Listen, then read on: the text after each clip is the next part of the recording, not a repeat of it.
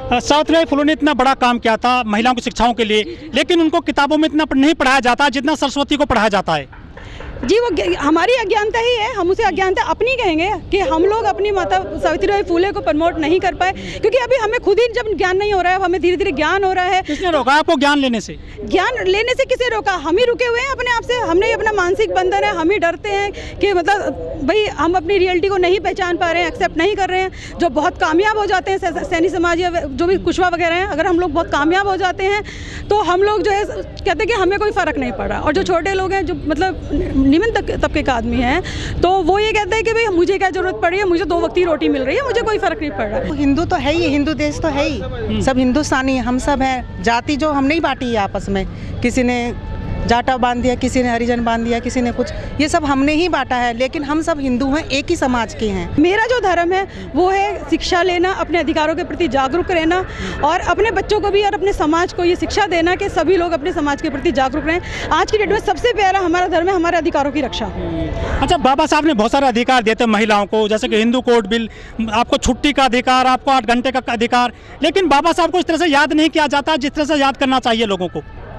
नहीं, ऐसा कुछ नहीं है। बाबा साहब को पूरे अच्छे मान सम्मान के साथ याद किया जाता है। बस हमें दुख तो महात्मा ज्योतिबाई फुले का, जो कि बाबा साहब के गुरु थे, और हम लोग खास तौर से मैं सैनी समाज या सैनी कुशवा मौर्य उनसे अपने पूरे समाज की तरफ से कहती हूँ कि हम लोग उनके साथ अन्याय कर रहे हैं। कुछ लोग कहते हैं कि जो ओबीसी जातियां हैं, बहुत सारी जातियां, 52% संख्या है करीब इनकी, ये जो जातियां सोई हुई हैं अपने अधिकारों को लेकर। अज्ञानता ही है, सबके बीच में अज्ञानता ही आती है। हम लोग जो है मतलब अपनी नहीं सुनते हैं और सबकी सुनने के लिए तैयार हो रहे हैं। जब अधिकार काम करने की बात आती है, हम लोग कहते हैं कि हम सबके साथ हैं, लेकिन अगर हम लोग आज का फंक्शन है, कोई भी हमारा फंक्शन होता है, तो हम लोग अपने परिवार से जो है समाज से कहते हैं कि भाई आप लोग भी लेके आइए। दूसरे समाज कहते नहीं, हम नहीं ला पाएंगे उनको, हम सबके साथ जाने के लिए तैयार है। इसकी जरूरत नहीं है। एक्चुअली महात्मा ज्योतिबाई फुले का जो है जन्मदिन है, महात्मा ज्योतिबाई फुले का 11 तारीख को, और हमारे इसकी ज़रूरत इसलिए है कि जो हमारा समाज है कि जो है मतलब अपने आप को पहचाने, अपने महात्माओं को पहचाने, अपने इतिहास को पहचाने और जाने कि मतलब इसका बस यही एक मकसद है कि सब लोग जाने, एक दूसरे को, बच्चों को ज्ञान दें। और ख़ास तौर से महिलाएँ, जो कि महिलाएँ बहुत मुश्किल से निकल पाती है, तो मैं एक फ़ीमेल होने के नाते मैं ये कहना चाहूँगी अपनी सभी बहनों से कि वो लोग भी आएँ और पढ़ें अपने अपने पूर्वजों के बारे में, अपने समाज के बारे में, ताकि वो देश के प्रति जागृत कर सकें और अपने बच्चों में अपने उसमें संस्कार डाल सकें और अपने अधिकारों के प्रति जागरूक हो सकें। देश में कुत्ते बिल्ली की गिनती हो रही है, जानवरों की गिनती हो रही है, लेकिन ओबीसी की गिनती नहीं हुई है देश में। हाँ, तो हम अब इसके लिए संघर्ष कर रहे हैं और हमें अपनी जनगणना के उसके अपनी हिस्सेदारी चाहिए। अपनी हम चाहते हैं कि जनगणना हो और हमें हमारी हिस्सेदारी मिले, और जो हमारा समाज है वो जागरूक हो रहा है और आप लोग ये देख ही रहे होंगे। महात्मा ज्योतिबाई फुले के बारे में या सावित्रीबाई फुले के बारे में आप किसी भी बच्चे से आज की डेट में पूछ लीजिए, वो आपको जरूर जवाब देगा। आज से अगर 5 साल पहले आप किससे पूछते तो कोई भी नहीं जानता था। और जो चौपाई है कि ढोल गवार शूद्र पशु नारी सब ताड़ने के अधिकारी, ये चौपाई इस साल बहुत ही मतलब लाइमलाइट रही है, बहुत चर्चा में रही है। ये क्या समझते हैं इस चौपाई से आप, जो तुलसीदास जी ने लिखी थी? देखिए, वैसे मैं इसके बारे में ज़्यादा कुछ नहीं कहना चाहूँगी, लेकिन जब से मैंने जन्म लिया है एक फ़ीमेल के नाते, मैं इस चौपाई को कभी भी नहीं पढ़ती हूँ और मुझे ये बिल्कुल भी स्वीकार नहीं है कि जो नारी है, बाकी मैं नहीं जानती, मतलब कि नारी का अगर कोई अपमान करेगा तो वो मैं सहन नहीं करूँगा। लेकिन जो ये बाबा हैं, बहुत सारे जो कथा बाँचते हैं, वहाँ तो बहुत सारी महिलाएं जाती हैं कथा सुनने के लिए। उन कथाओं में जो ऐसी चौपाई सुनाई जाती हैं, महिला विरोध नहीं कर पाती हैं। ये हमारे लिए बहुत दुखद है और मैं महिला होने के नाते मतलब मुझे बहुत दुख होता है, जितना मैं समझा सकती हूँ, जितना समझती हूँ। तो लेकिन जो पढ़ी लिखी महिलाएं हैं, मैं मानती हूँ कि वो लोग इसके साथ नहीं हैं। वो ज़्यादा आपको मंदिरों में नहीं मिलेंगी। नहीं, समाज में महिला ही महिलाओं को रोकती हैं आगे बढ़ने के लिए। सिर्फ महिला ही की वजह से ही महिला पीछे हैं। आदमी है आगे निकालते हैं, कुछ महिलाएं हैं घर की घरेलू, वो पीछे हावी रहती है कि अपने आदमी पे। नहीं, ऐसा नहीं है, मतलब उनकी बात नहीं मानती है वो। हाँ जी, ऐसा भी कुछ है कुछ घरों में, लेकिन बस यही पाखंड को ज्यादा महिला ढो रही है। जी जी जी जी। महिला आपने भी सिंदूर लगा रखा है? जी, लगाया हुआ है। देखो, तो ये जो बौद्धिस्ट भी हैं यहाँ पर बहुत सारे, वो कहते हैं कि हम तो मंदिर में भी जा रहे हैं, बुद्ध की बात भी करते हैं। ऐसे कौन लोग हैं?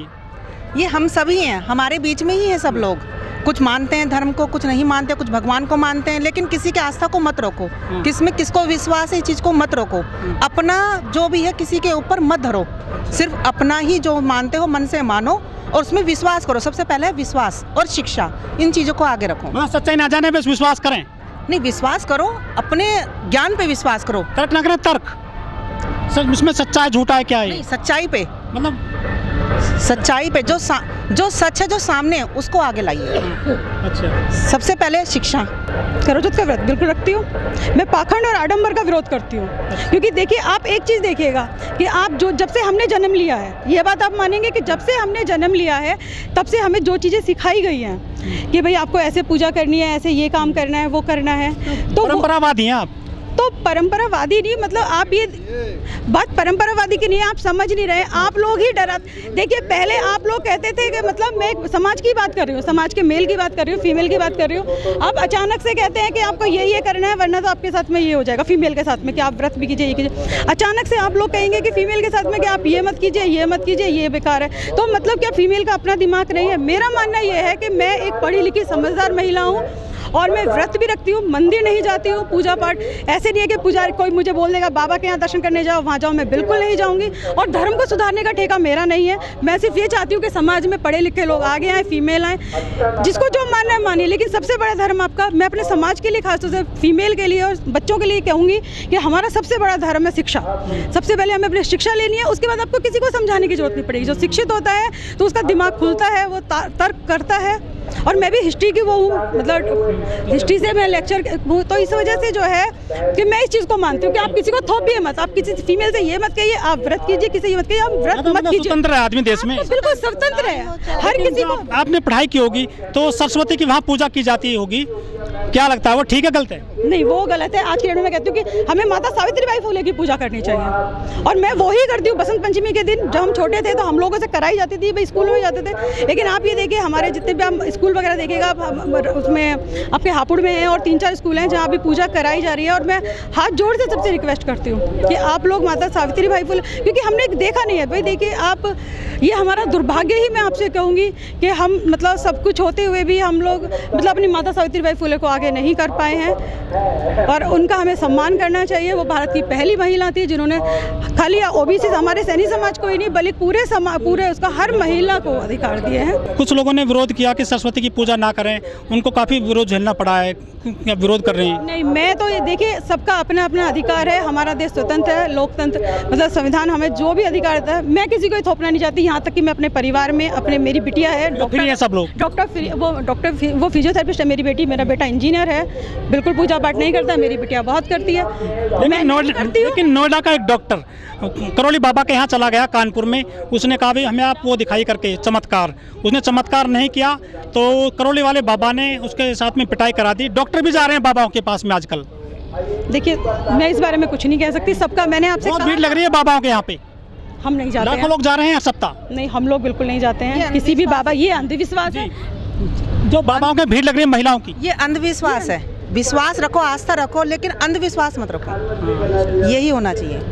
लेकिन संख्या बहुत बढ़ रही है, मतलब लाखों लोग जा रहे हैं, पर्ची करती है हजारों रुपए की। अंधविश्वास है, अपना वो कुछ बांटते हैं, ज्ञान बांटते हैं, उसमें इंसान फंस जाता है। लेकिन ये नहीं करना चाहिए, अंधविश्वास ही नहीं होना चाहिए। विश्वास रखो, अंधविश्वास नहीं। कि सबको अपना अपना अधिकार है। मैं शादी करके अपने ससुराल में भी आई हूँ तो मेरे पति ने मतलब मुझे पूरा अधिकार है कि मुझे क्या करना है क्या नहीं करना, कोई थोपा नहीं गया, यही मैं आगे। और मैं चाहती हूँ जब महिलाएं शिक्षित रहेंगी तो उनको अगर आप अपने अधिकार देंगे, फीमेल को अगर अधिकार मिलेंगे महिलाओं को, तो उन्हें अपने डिसीजन खुद लेने दीजिए। प्लीज़ उन्हें कोई उनके ऊपर थोपे ना कि आप पूजा करें ना करें, आप इसको माने, क्योंकि वो पढ़ी लिखी हैं, समझदार हैं, वो अपने डिसीजन खुद ले सकते हैं। बस आप उन्हें आगे लाइए।